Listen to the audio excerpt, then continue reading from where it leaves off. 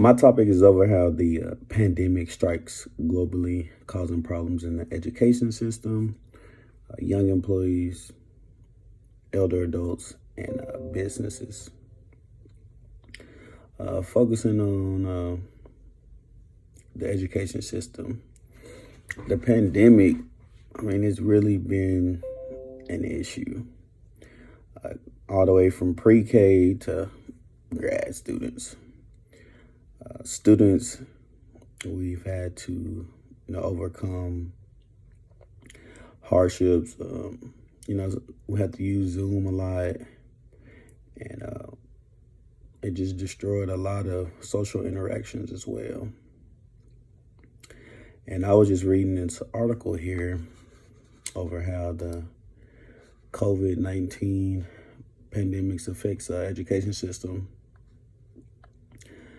And this educator, Megan Middleton, she was just explaining, and she said, while the increase in tools and online platforms prove beneficial for teachers, Middleton says she's noticed a decline in social interaction between students. And that's just a big thing to me. So learning is like we grow up, and like our peers is what help us learn. That's just how I learn.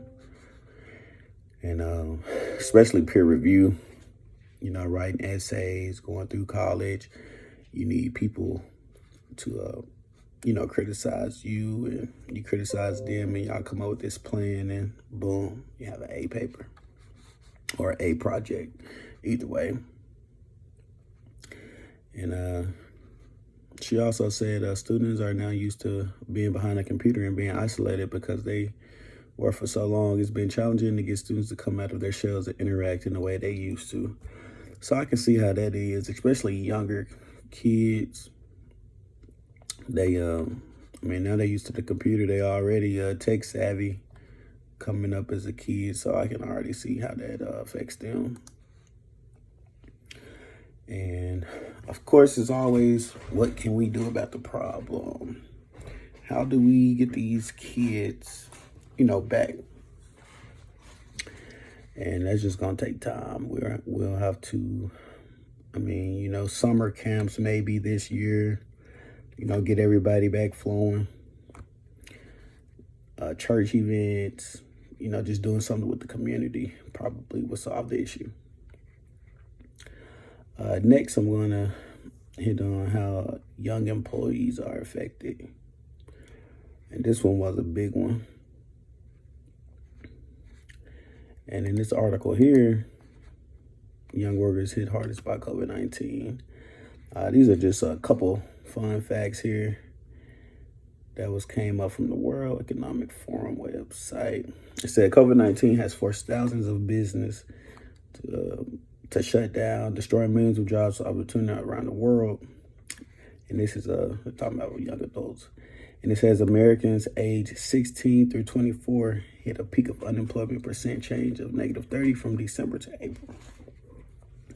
And that's a big one there. You have these young teens, young adults, some going through high school and college.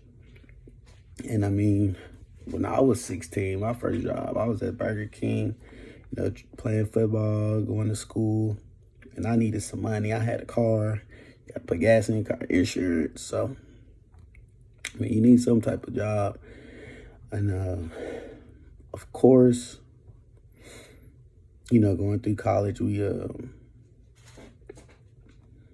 they came up with the CARES Act. That helped a bit, grants, and, of course, unemployment. A lot of people file for unemployment.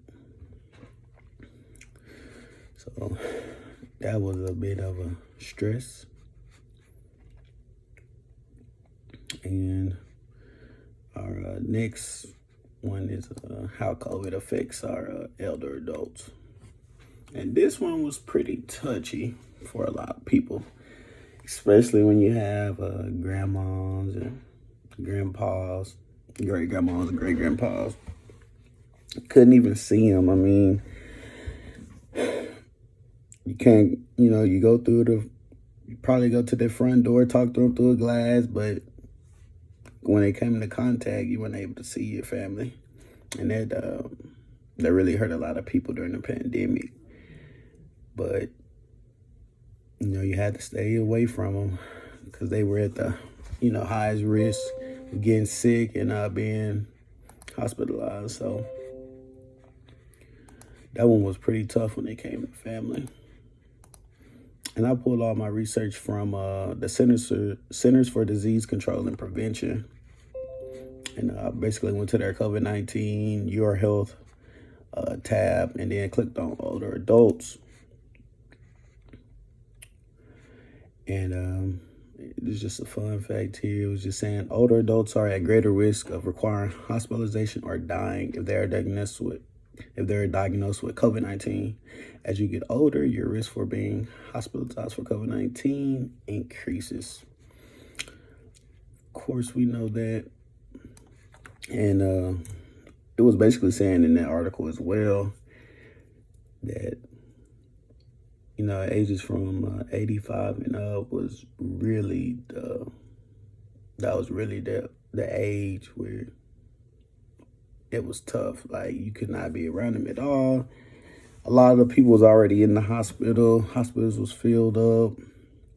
Emergency rooms was filled. So that's just a hard one to live on. And of course, what can we do for our elderly people? Stay away from them. Wear your mask. And, be respectful. So a lot of people love their people. So we just got to respect that and do what we have to do in order to keep our elderly people healthy. And my last topic I want to touch on is businesses, mainly small businesses, because, they were hit hard. For example, my mother and stepfather own a food truck in Mobile, Alabama, and they had to shut down for like 3 months.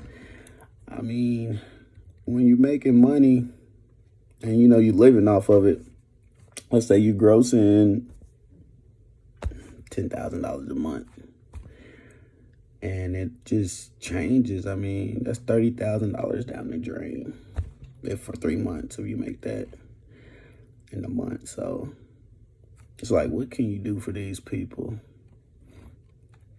And of course, they have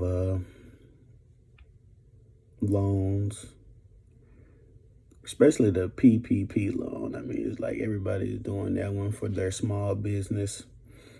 And that's a great thing for them. And I was just reading this article here.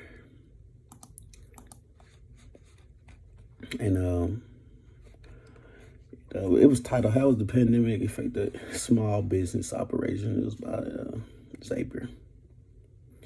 And this one person here who owns, his name is Michael. He is owner of a museum hacking team building. He said, "My business started feeling the effects of COVID-19 in February 2020.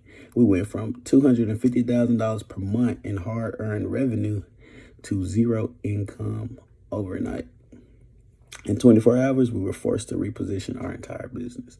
Now, that one right there, when I was reading it, it got me. $250,000 per month.